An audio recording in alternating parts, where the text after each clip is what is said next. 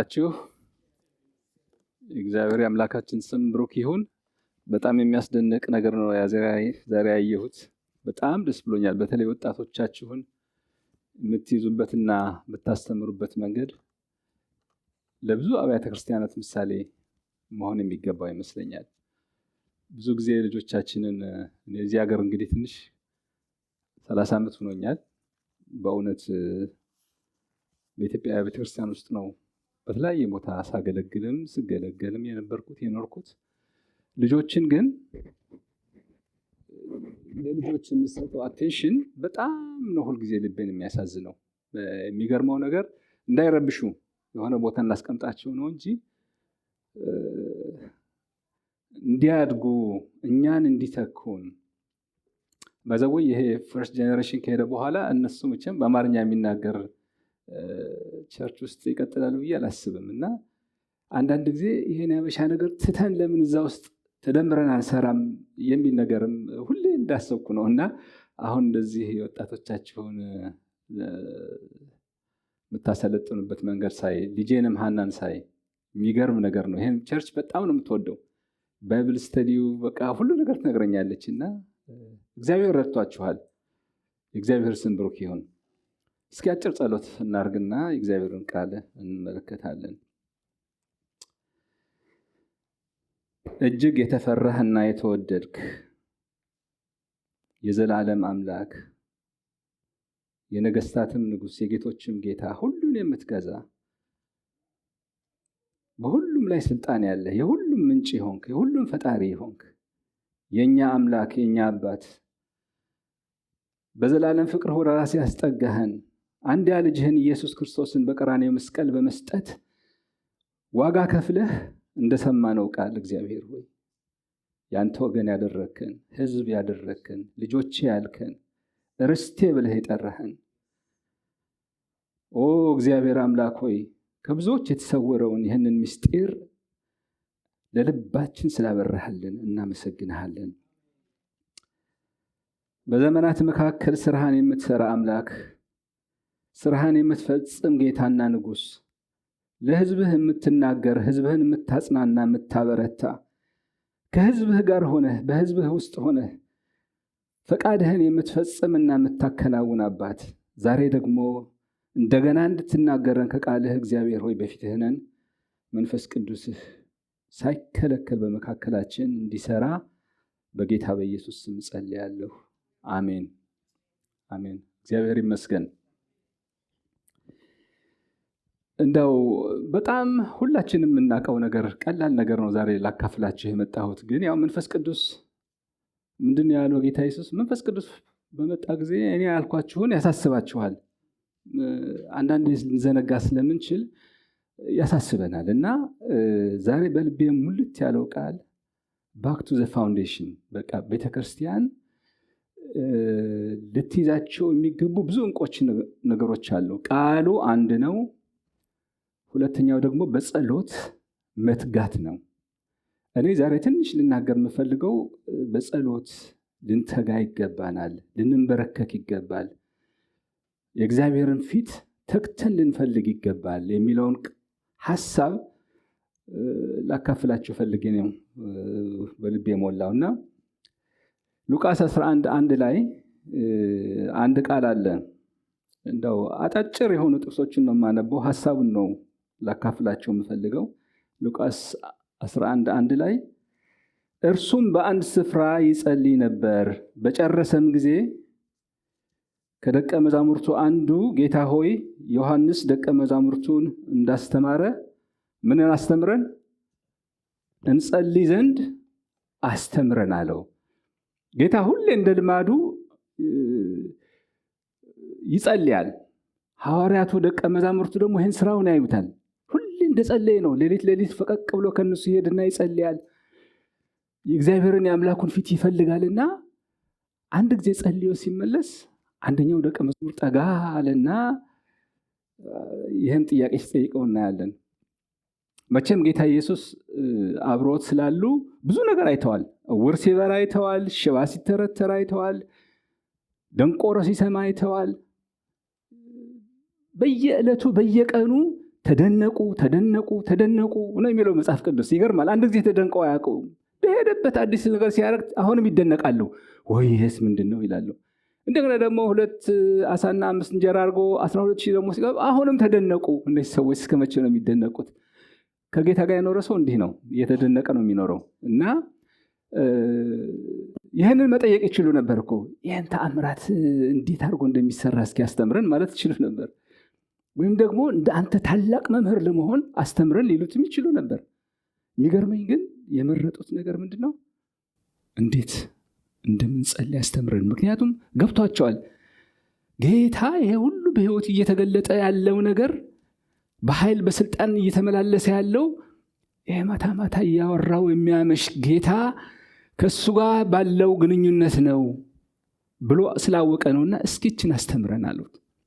ጸሎትን አስተምረንና ጌታ ደግሞ ወዲያው ደስ ነው ያለው፣ አስተማራቸው።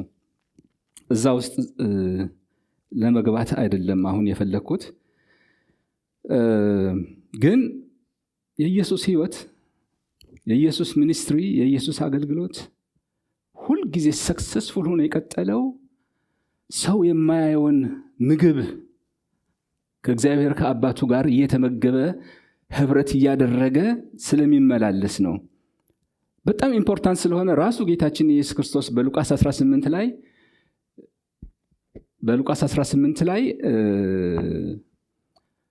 ስለ ጸሎት አስተማራቸው። ሳይታክቱ ዘወትር ሊጸልዩ እንዲገባቸው የሚል ምሳሌ ነገራቸው። ምሳሌውን ታውቁታላችሁ። ያቺ መበለት እግዚአብሔርን የማይፈራ ሰውን የማያፍር አንድ ዳኛ አስቸገራት፣ አልሰማ ብሎ አስቸገራት የሚል ምሳሌ ነው። ግን ምንድነው የሚለው? ሳይታክቱ ዘወትር always pray ነው የሚለው። ሁልጊዜ ጸልዩ፣ ሁልጊዜ ከእግዚአብሔር ጋር እግዚአብሔርን እንጌጅ አድርጉት። ልክ እንደዚህ ሴትየው ዳኛውን በቀንም ማታም ጠዋትም እየሄደች እንጌጅ እንዳደረገችው ዘወትር ጸልዩ፣ ሳይታክቱ ዘወትር ይጸልዩ ዘንድ ይህን ምሳሌ ነገራቸው። ዶንት ጊቭ አፕ ነው የሚላቸው። ዶንት ኩዊት። አንዳንድ ጊዜ ጸልየን መልስ ስናጣ ይታክታል። አሁንም ልጸልይ ነው ስለሱ ጉዳይ፣ ስንት ዓመት ጸልይኩ። ግን እዚህ የሚለው ሳይታክቱ፣ አትታክቱ፣ ውጤት እስክታገኙ ድረስ የእግዚአብሔርን ፊት ፈልጉ የሚል ምሳሌ ነገራቸው። ጳውሎስም ይመክራል፣ ሳታቋርጡ ጸልዩ። ጸሎት ፐርሲስተንስ ይጠይቃል። አንድ ደረስ ብሎ አንኳኩቶ መመለስ ጸሎት አይደለም። የሆነች ነገር ሲፈልጉ እግዚአብሔር ሆይ እንደዚህ አድርገን ብሎ መመለስ አይደለም። ጸሎት የሚጸልይ ሰው፣ ከአምላኩ ከእግዚአብሔር ጋር የሚገናኝ ሰው፣ ቤተክርስቲያን ወይም ህዝብ እንዲህ ያላችሁ ልታሰፉ ትችላላችሁ። ግን የሚጸልይ ሰው በወንዝ ዳር እንደተተከለች ዛፍ ነው። በቃ ያ ምሳሌ ትዝ ይላችኋል አይደል? በድርቅ ጊዜ ታፈራለች፣ መከራም ሲመጣ ታፈራለች። ምንም ማድረግ አትችልም። ወንዝ ዳር ነው ያለችው፣ ስሯ ይሰዳል፣ የምትፈልገውን ነገር ትመገባለች፣ ታፈራለች። ለማፍራት ወራጨት አያስፈልግም። ግን ከወይኑ ግንድ ጋር መገናኘት፣ ህብረት ማድረግ ይጠይቃል። ሳይጸልዩ አገልግሎት፣ ሳይጸልዩ መውጣት መውረድ ብዙ ዋጋ ያስከፍላል። እና ይህንን እንድንጸልይ ታዘናል። በቃ ትእዛዝም ጭምር ነው። ለምኑ ይሰጣቸዋል፣ ፈልጉ ታገኛላችሁ፣ መዝጊያ አንኳኩ ይከፈትላችኋል። በእውነት ይህንን እንደምናምንና እንደማናምን የምናውቀው የጸሎት ህይወታችንን አይተን ነው። ዝም ብዬ በጠይቅ ሁሉ ሰው አዎ እንደ ጸሎት በጣም ኢምፖርታንት እንደሚለኝ እርግጠኛ ነኝ። ግን ህይወታችን እሱን ይናገራል ወይ? አገልግሎታችን እሱን ይናገራል ወይ? ስለዚህ ሳናቋርጥ እግዚአብሔርን ፊት ልንፈልግ ይገባናል። ግን ዋይ እኔ አንዳንድ ጊዜ ለምንድነው ጸልዩ የሚለን እግዚአብሔር?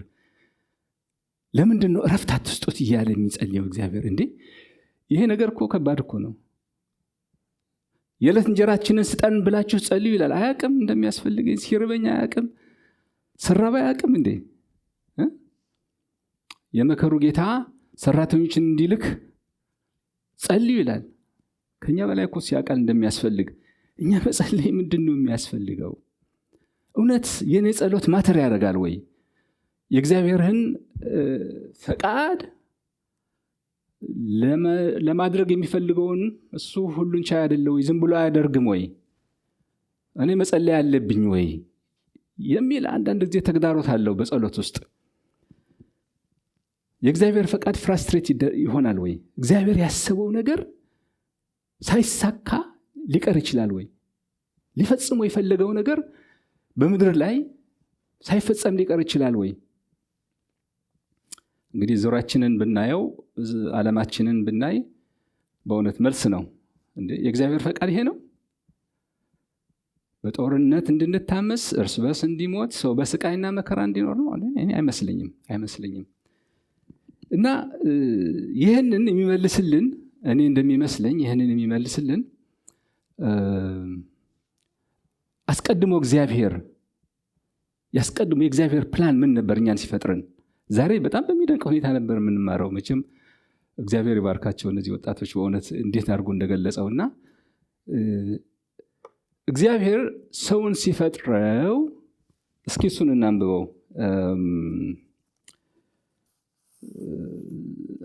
ዘፍጥረት ውስጥ ያለው ሁላችንም የምናውቀው ነው። ዘፍጥረት 1 ከቁጥር 26 እስከ 28 ያለውን እናነባዋለን። እግዚአብሔርም አለ፣ ሰውን በመልካችን እንደ ምሳሌያችን እንፍጠር፣ የባህር ዓሦችና የሰማይ ወፎችን፣ እንስሶችና ምድርንም ሁሉ በምድርም ላይ የሚንቀሳቀሰውን ሁሉ ይግዙ። 5 ቀን እግዚአብሔር ፍጥረታትን ፈጠረ። መጀመሪያ ሰማይና ምድርን ፈጠረ፣ አጽዋትን ፈጠረ፣ የባህር ዓሦችን ፈጠረ፣ ፀሐይና ጨረቆችን ፈጠረ። ሁሉንም ደግሞ መልካም ነው እያላለፈና ሁሉን ነገር ካስዋበ በኋላ አዳምን ፈጠረ። አዳም ማለት ማን ነው? እኔ፣ አንቺ። ሲፈጥረን በመልኩና በምሳሌው አድርጎ ፈጠረን።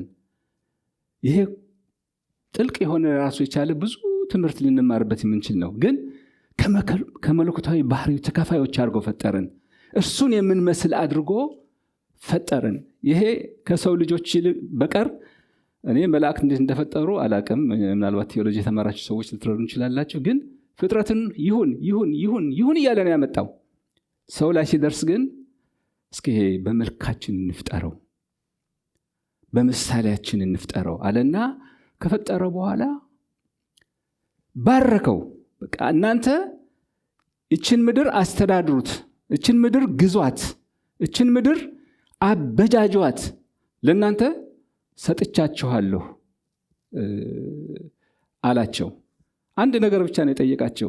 በእኔ ስልጣን ስር ብቻ ሁኑ፣ ከዚች ዛፍ እንዳትበሉ፣ ለእኔ መገዛታችሁን ብቻ አስታውሱ። እኔን ቃል ካልፈጸማችሁ ትሞታላችሁ፣ ግን እችን ካልነካችሁ በምድር የሚሆነው ሁሉ በእናንተ ቁጥጥር ስር ነው፣ በእናንተ ግዛት ውስጥ ነው አላቸው። መዝሙር 115 ቁጥር 16 ላይ ምን የሚል ቃል አለ? የሰማይ ሰማይ ለእግዚአብሔር ነው፣ ምድርን ግን ለሰው ልጆች ሰጣት። አዳም እግዚአብሔርን ሪፕሬዘንት እንዲያደርግ በምድር ላይ በቃ ዴሊጌት አደረገው። በቃ አንተ ነህ የኔን መልክ በምድር ላይ የምታሳየው አለው። ፍጥረት አዳምን ሲያይ ከውድቀት በፊት ማንን በግልጥነት ያይ ነበር? አምላኩን እግዚአብሔርን በግልጥነት እግዚአብሔርን ይመለከተው ነበር። ምድር ለአዳም የተሰጠች ነበረች። መዝሙር 8 ከ4 እስከ 16 እንዲህ የሚል ቃል አለ። ታስበው ዘንድ ሰው ምንድን ነው? ትጎበኘውስ ዘንድ የሰው ልጅ ምንድን ነው? ከመላእክት እጅግ ጥቂት አሳነስከው፣ በክብርና በምስጋና ዘውድ ከለልኸው። ይሄ እኮ ስለኛ ነው የሚያወራው፣ ስለኛ ታሪክ፣ ስለ አያቶቻችን። የአያቶቻችን አያቶች እያልን አዳም ጋር እንደርሳለናል። እግዚአብሔር ሲፈጥረው በክብርና በምስጋና ዘውድ አክብሮና ወይት ሰጥቶ ሹሞ ኦትራይዝ አድርጎ ላከው ይለናል። ይህንን ለምንድን ነው ማነሳው? ከጸሎት ጋር ምን ግንኙነት አለው ልትሉኝ ትችላላችሁ። በጣም የሚገርመኝና ሁሌ ልቤን የሚያሳዝነው እንዴት ነው እግዚአብሔር የሰውን ልጆች ይህን ያህል ያመነው? ይህን ያህል ስልጣን ሰጥቶ እንደፈለጋችሁ አስተዳድሩ ግዙ ያለው እንዴት ነው ያመንን ብዬ አንዳንዴ እገረማለሁ። ለአዳም የሰጠው ኦቶሪቲ ፍጹም እንደነበር፣ ምድርን እንዲያስተዳድር፣ ምድርን እንዲገዛ፣ ምድርን እንዲያበጃጅ፣ በምድር ላይ ለመልካምም አዳም መልካም ያደረገ እንደሆነ ምድር ፓራዳይስ ትሆናለች። አዳም የተሳሳተ እንደሆነ ያጠፋ እንደሆነ ምድር ምን ትሆናለች? ትበላሻለች። እና እንዲያርጎ ነው ሸመው። በቃ አንተ ነህ ተጠያቂው፣ በቃ ለምድር ሰጥቻለሁ ነው ያለው። እና በጣም የሚገርመኝ የአዳም ኦቶሪቲ was so complete and final። በቃ እግዚአብሔር ለሰው ልጆች ነው የሰጠው ያለው ስላለው በጣም የሚገርመኝ ነገር እባቡ በኤደን ገነት ላይ መጥቶ ሔዋንን ሲያጫውታት እግዚአብሔር ይመለከት ነበር አይደል? ያ እኮ ነበር። ምን አላችሁ? እችን ብይ እንጂ ሲላት እግዚአብሔር ያያል። ኢንተርፌር ቢያደርግ ምን አለ እላለሁ። እንደው ምን አለ እንደው ይሄን እባብ ተብሎ መጥቶ ኳ ቢያደርገው ራሱን ቢቀጠቅጠው እዛው እንደው ግን ኃላፊነቱን ለማን ነው የሰጠው? ለአዳም ለሔዋን። ምን ትል ይሆን? ቃሌን ትተላለፋለች ወይስ የእግዚአብሔር ፈቃድ ምንድነው ብትሉኝ ያን ሰዓት እባቡን እንዲያሸንፉት እንዲመልሱለት ነበር። ግን እግዚአብሔር ያያል፣ የሰማይ መላእክት ያያሉ። ስልጣኑ የማን ነበር? የአዳም ነበርና ዝም አሉ። አዳምም ኃጢአትን ሰራ።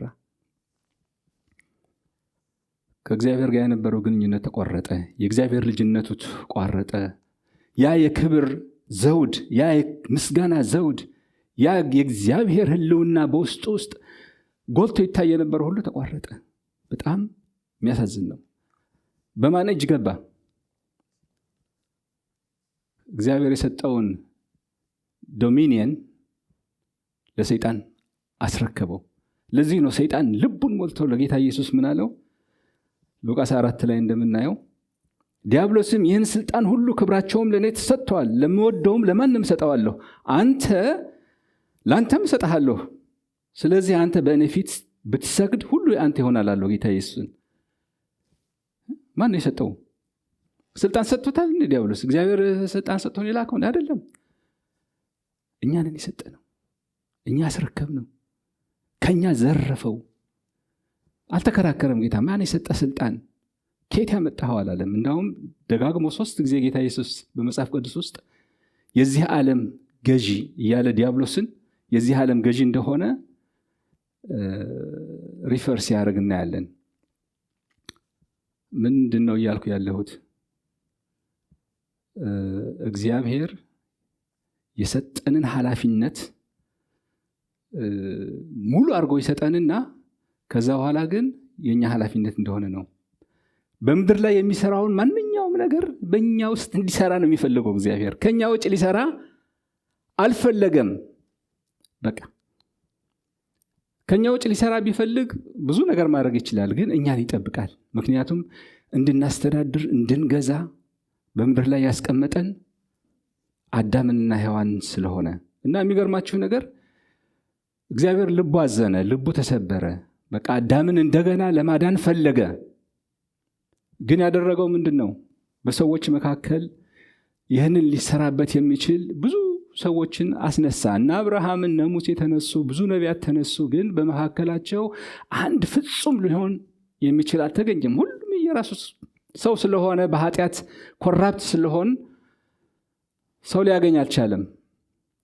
ዝም ብሎ ደግሞ ይቅር ብያችኋለሁ ማለት አይችልም። እሱ ጻድቅ ፈራጅ ነው። ስለዚህ ማድረግ የነበረበት ምንድነው? ፍጹም ሰው የሆነውን ነገር መፈለግ አለበትና የእግዚአብሔር ልጅ ኢየሱስ ክርስቶስ ከእግዚአብሔር አብ ጋር እኩል ሆኖ ሳለ መተካከል ሳይቆጥር እኔ አለሁ፣ ሰው ልሁን፣ ፍጹም ሰው ልሁን፣ ፍጹም አምላክ ሆኜ በድንግል ማርያም ማህፀን ውስጥ ሆኜ እኔ ልወለድና እኔ ላድናቸው አለ። ክብር ለእግዚአብሔር ይሁን። ሰው ነው የተፈለገው። አሁንም አይገርምም? ሰው ሆኖ እኛን መስሎ እኛን ማዳን የሚችለውን አይገርምም? እግዚአብሔር ምን ያህል ቢወስን ነው በምድር ላይ የምሰራውን ሁሉ በሰው ውስጥ ነው መስራት የምፈልገው የሚለው አሁንም የማይናወጥ እንደሆነ እንመለከታለን። እና ጌታ ኢየሱስ ክርስቶስ ወደዚህ ዓለም መጣ። መከራችንን፣ ኃጢአታችንን፣ ስንፍናችንን፣ ሸክማችንን ሁሉ ተሸክሞ በቀራንዮ መስቀል ላይ ጠረቀውና ዋጋውን ከፈለና ስለኛ ሞተና ተቀበረና በሶስተኛው ቀን ከሙታን ተነሳና አሁን በሰማይና በምድር ስልጣን ሁሉ ለእኔ ተሰጥቶኛል፣ በልጁ የሚያምኑት ሁሉ የእግዚአብሔር ልጆች የሆኑ ዘንድ ስልጣን ሰጣቸው። እንደገና ሪስቶር አረገን። እግዚአብሔር ወደ መጀመሪያ ወዳሰበልን አሸንፈን ወደ ምንኖርበት ሰይጣንን ረግጠን ኃጢአትን አሸንፈን ስጋችንን ገዝተን ወደ ምንኖርበት የእግዚአብሔር ወገን ወደ ምንሆንበት ከድቅድቅ ጨለማ ወደሚደነቀው ብርሃን እግዚአብሔር አፈለሰን። ይሄ የሚያደርገው ለምንድን ነው? አሁንም በእኛ ውስጥ የሚያየው ሪዲም ሊያረገው የፈለገው ሊፈጽመው የሚፈልግ ፈቃድ ብዙ ስላለ እሱን በእኛ ውስጥ መስራት ስለሚፈልግ ነው። ብዙ ኃላፊነት አለብን። በእውነት እግዚአብሔር መልካም ያደረገልን ሰዎች ነን። እግዚአብሔር ይሄ እኛ አሁን እንደ ቀላል ቁጥረ ነው ክርስቶስን ማምለክ፣ እግዚአብሔርን ማወደስ፣ እሱ ጋር ሆነ መኖር ከብዙዎች የተሰወረ እኮ ነገር ነው። እኔ አንዳንድ እኮ ይገርመኛል። በቃ ስለ ጌታ ልንመሰክር አንዳንድ ነገር ስንናገር እንዴት አድርገው ነበር ለእኔ የገባኝ? እንዴት አድርጌ ነው እሺ ያልኩት? ይህ እኮ የእግዚአብሔር እርዳታ እኮ ነው፣ የመንፈስ ቅዱስ እርዳታ እኮ ነው። እና ግን ኃላፊነትም አለው። ጌታ ኢየሱስ ክርስቶስ ወደ ቀድሞ ክብራችን መለሰን። ለተቀበሉት ሁሉ በስሙ ለሚያምኑ የእግዚአብሔር ልጆች የሆኑ ዘንድ ስልጣን ሰጣቸው። እግዚአብሔር የተመሰገነ ይሁን። በክርስቶስ ኢየሱስ ላለው አሁን ኩነኔ የለባቸውም። አዲስ ፍጥረት ነን። የእግዚአብሔር ወገኖች ነን። በቃፋችንን ሙልት አድርገን አንድ ባይብል ስተዲ ሳንዴ ስኩል የሚያጠና ሰው ልጆቹ ይነጋገራሉ አሉ፣ ይጠያየቃሉና በቃ ስለዚህ ስለ ሴሌብሪቲ ሰዎችን ማን ያውቃል ማን ታውቃለህ ምናምን ሲባሉ ሰውየው አንዱ ልጅ ህፃን እኔ ያውቃለሁ አለ። ማን ነው ሲል አባቴ ሴሌብሪቲ ሳይሆን አይቀርም አለ። እና አባትየውን ደግሞ ሁሉ ሰው ያውቃል ቸርች ውስጥ ነውና ምን ማለት ነው? አይ አንዳንዴ ተደብቆ ጓዳ ውስጥ ገብቶ እግዚአብሔርን ማይ ፋዘር ሲለው ሰማለሁ እና መናገር ብዙ አይፈልግም ወጥቶ እንጂ እሱ የእግዚአብሔር ሮያል እንትን ውስጥ አለበት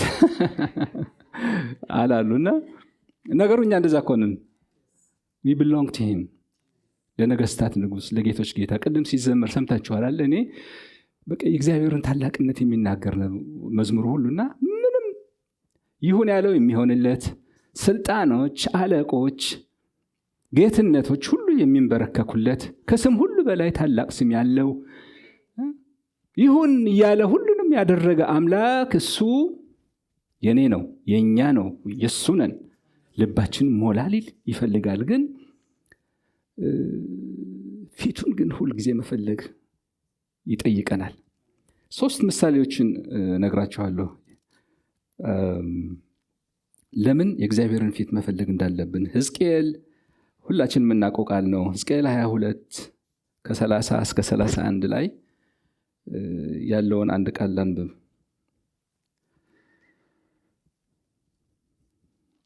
እንዲህ ይላል። ምን ያህል እግዚአብሔር ጸሎታችንን እንደሚፈልገው ለማሳየት ነው። ምን ያህል በእኛ ጸሎት እግዚአብሔር ስራውን እንደሚሰራ፣ ብዙ የሚፈጽመው ነገር እያለ ሰው አጥቶ እግዚአብሔር የሚፈልገውን ነገር ሳያደርግ ፍራስትሬት የሚሆንበት ጊዜ እንዳለ እንድናውቅ ብዬ ነው። ትንሽ የሚከብድ ንግግር ነው የምናገረው። የእሱን ኃይል አይደለም ኮሽን እያደረኩ ያለሁት። እሱ እንኳን በሰዎች መካከል በኃያላንም መካከል የፈለገውን ማድረግ የሚችል አምላክ ነው። ግን ራሱን ወሰነ። በቃ በሰዎች በኩል ነው በምድር ላይ የምሰራውን ሁሉ የምሰራው ስላለ እኛ እግዚአብሔር ጋር ለመስራት መትጋት እንደሚገባን ለማሳየት ነው። ሕዝቅኤል 22 ከ30-31 ላይ ቅጥርን የሚጠግን ምድሪቱንም እንዳላጠፋት በፈረሰ በኩል በፊቴ የሚቆምላትን ሰው በመካከላቸው ፈለጉ፣ ነገር ግን አላገኘሁም። ስለዚህ ቁጣዬን አፈስባቸዋለሁ፣ የመዓቴንም እሳት አጠፋቸዋለሁ፣ መንገዳቸውንም በራሳቸው ላይ እመልሳለሁ ይላል እግዚአብሔር። እዚህ ላይ የሚለው የእግዚአብሔር ፈቃድ እዚህ ላይ ምንድን ነው? የእግዚአብሔር ፈቃድ እዚህ ላይ በፈረሰ በኩል የሚቆምልኝ ቅጥርን የሚጠግን፣ ምክንያቱም ምድሪቱን እንዳላጠፋት ኃጢአት ጽዋ ስለሞላ፣ እግዚአብሔር ደግሞ ኃጢአትን በቃ ይሁን እንግዲህ ብሎ የሚያልፍ አምላክ አይደለም። መስቀል የሚያሳየን እኮ እሱ ነው። አንድ ያ ልጁን ኢየሱስ ክርስቶስ መስቀል ላይ ሲያኖረው አቤቱ አምላኬ ለምን ተውከኝ ሲለው ፊቱን የመለሰበት ኃጢአት መቀጣት ስላለበት ነው። የተሸከመው የኛ ኃጢአት መቀጣት ስላለበት ነው። ኃጢአትን እግዚአብሔር ዝም ብሎ አይተውም። እና እዚህ ስፍራ ላይ የምናየው እሱን ነው። እንዴ ምድሪቱን እንዳላጠፋት በአንደኛ በኩል እግዚአብሔር ጻድቅ ስለሆነ፣ እውነተኛ አምላክ ስለሆነ፣ ጀስቲስ የሚሰጥ አምላክ ስለሆነ የምድሪቱ ኃጢአት ሞልቶ ቅጣት ይፈልጋል። በቃ ቅጣቷ መፍሰስ አለበት። ግን የእግዚአብሔር የምህረት የቸርነት የፍቅር ክፍሉ ደግሞ አረ እንዳላጠፋት ሰዎችን ፈላለገ፣ ግን አላገኘውም ይላል። በፈረሰ በኩል ላይ የሚቆም አላገኘውም። ይሄ የፈረሰው ቅጥር ምን ማለት ነው ብዬ ጠይቄ ስዘጋጅ ለዚህ ምን ይላሉ? ድሮ ከተሞች ቅጥር ነበራቸው እና ጠላት ከተማዋን ሊያጠቃ ሲፈልግ መጀመሪያ የሚፈልገው ቀዳዳ ነው። የሆነች ቀዳዳ ቦታ ላይ ጋፕ ይፈጥርና በዛ ሾልኮ መጥቶ ለማጥቃት የሚፈልገውና በዛ በኩል ቀዳዳ ከተፈጠረ ሰዎች ናቸው የሚቆሙት። በቃ ጠላት እንዳይመጣ በዛ ሆኖ የሚጠብቁ፣ ስለ ቅጥሩ እስኪሰራ ድረስ እስኪደፈን ድረስ የሚቆሙ ሰዎች አሉና በቅጥር ላይ በጋፑ ላይ የሚቆም ማለት እንደሱ ነው ይላልና እግዚአብሔር እንደ ሙሴ አይነቱ እባክህ ጌታ ሆይ ለምን ታጠፋዋለህ ሕዝብህን? እንደዚህ ከሆነማ ልክ እኮ አይመጣም ብለው የእግዚአብሔርን ቁጣ የሚያበርዱ ሰዎችን፣ የሚማልዱ ሰልቦችን፣ የሚቃትቱ ሰዎችን ፈለገ። እግዚአብሔር ግን አጣኋለ። ለምህረት ነበር የፈለገው እግዚአብሔር፣ ቸርነት ለማድረግ ነበር የፈለገው እግዚአብሔር፣ ለመመለስ ነበር የፈለገው። ግን በቃ ስላጣሁ ፍርዴን ሰጠሁ አለ። በቃ በእሳት አጠፋኋቸው፣ ተቆጣኋቸው። ምን አይነት ሪስፖንሲቢሊቲ ነው እግዚአብሔር እየሰጠን ያለው? በጣም እኮ የሚያሳዝን ነው። ባለመጸለያችን ምክንያት ስንት ነገር ይሆን ያለው፣ ጠላት ስንት ነገር ይሆን የሚሰራ ያለውና በእውነት ጸሎት ደግሞ ለሁሉም የተሰጠ አገልግሎት ነው። እኔ በጣም ደስ የሚለኝ ነገር አልጠሩኝም ብሎ የሚያስኮርፍም፣ ዛሄድኩኝ ብሎ እንዲህ ላድርግ አይልም። በጓዳ ውስጥ ገብቶ እግዚአብሔርን ፊት የሚያይ ሰው ትልቅ አገልግሎት ነው። ልክ እንደና እኮ ነው አማሌቃውያን እና እስራኤል ጦርነት ሲያደርጉ ሙሴ እዛ ላይ እጁን ሲያነሳ ማን ያሸንፍ ነበር? ጦርነቱ ያለው ሳሙኤል ኤልስ እኮ ነው። ሌላ ቦታ እኮ ነው ያለው ጦርነቱ። ግን የጦርነቱ ውጤት እዚህ ላይ ነው ያለው። በእግዚአብሔር ፊት ሆነው የሚጸልዩና የሚማልዱ ሰዎች ጋር ነው ያለው። ላበረታታቸው በጣም ፈልጋለሁ። ስለ ልጆቻችን፣ ስለ ቤተሰቦቻችን፣ ስለ ቤተክርስቲያናችን፣ ስለ ምድራችን እስኪ እኔ በፈረሰው በኩል ቆማለሁ የሚል ጸጋ እግዚአብሔር ያፍስስልን። በግላችንም ያፍስስልን፣ እንደ ቤተሰብ ያፍስስልን፣ በቤተክርስቲያን ያፍስስልን፣ ለምድራችን ያቆምልን። የእግዚአብሔርን ፊት በፈለግን መጠን ለመልካምም ለበጎም በቃ እኛን የምንወስነው።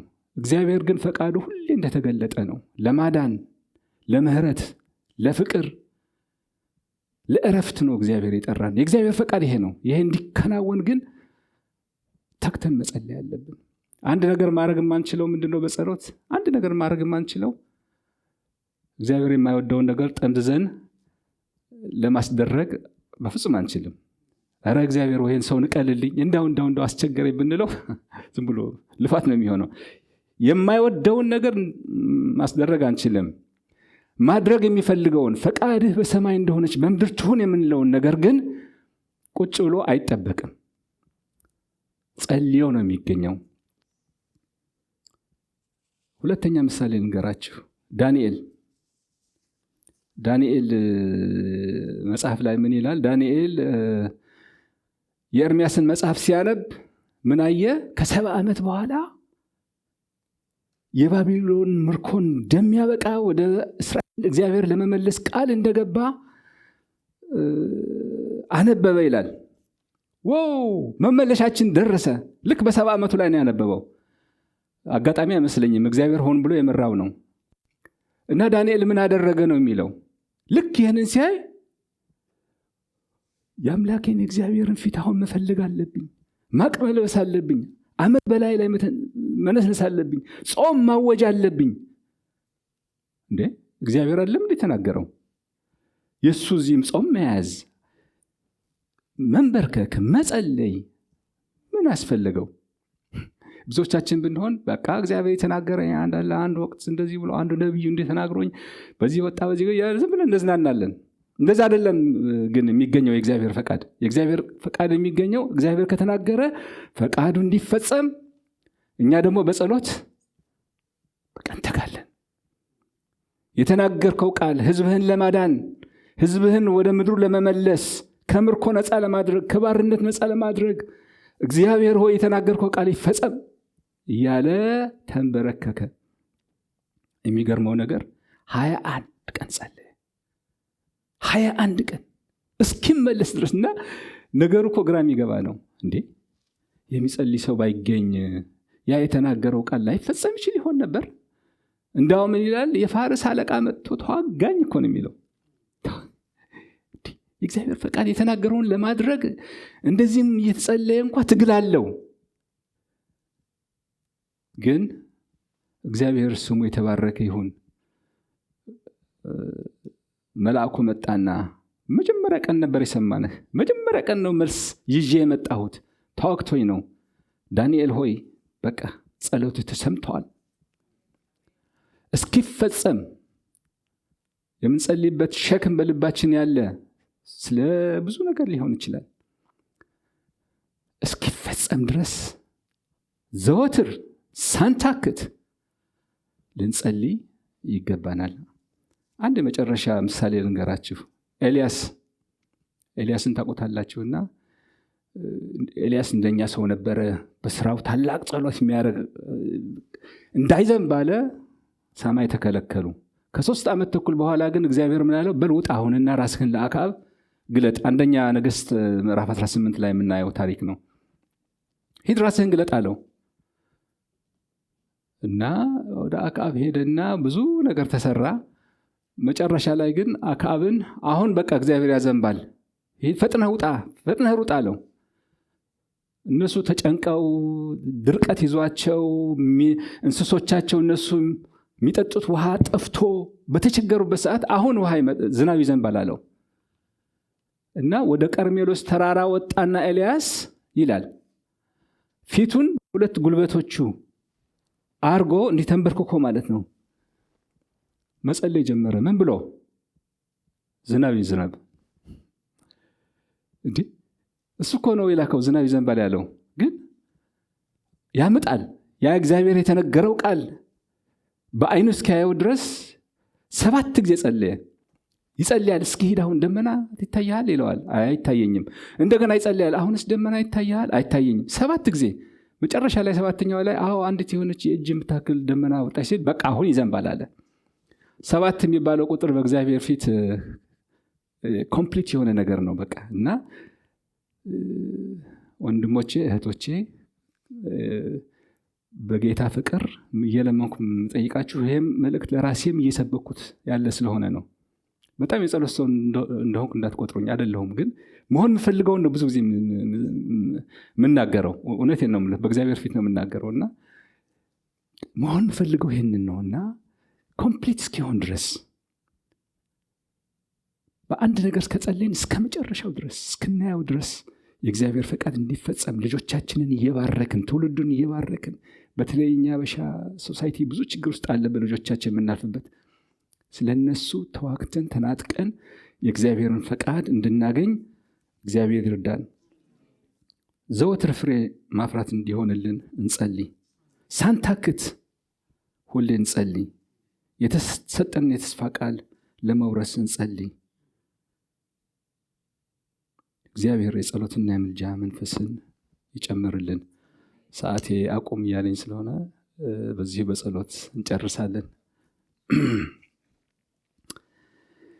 እናመሰግንሃለን እግዚአብሔር ሆይ አንተ እኮ ግሩምና ድንቅ ነህ። ስምህ የተባረከ የተመሰገነ ይሁን። ለዚህ ክብር እግዚአብሔር አምላክ ሆይ ታማኞች አድርገህ ስለመረጥከን እግዚአብሔር አምላክ ሆይ ፈቃድህ በሰማይ እንደሆነች በምድር ላይ እንድትፈጸም በፊትህ እንድንመላለስ እንድናገለግልህ ጌታ ሆይ ወደ ምትልከን እንድንሄድ አንደበቶቻችንን እንድትጠቀምባቸው እግሮቻችንን እንድትጠቀምባቸው እጆቻችንን እንድትጠቀምባቸው ፈቃድህ እስኪፈጸም ድረስ እግዚአብሔር የዘላለም አምላክ ሆይ ሕይወታችንን ለአንተ ክብር እንድታደርገው ለአንተ እንሰጥሃለን። ቤታችንን እንድትባርክ ጸልያለሁ። የጸሎት ቤት ይሁን ቤታችን እግዚአብሔር ሆይ ቤተ ክርስቲያናችን የጸሎት ቤት ይሁን። መሰዊያችን የፈረሰብን ካለን እግዚአብሔር ሆይ ዛሬ እንድትጠግነው ጸልያለሁ።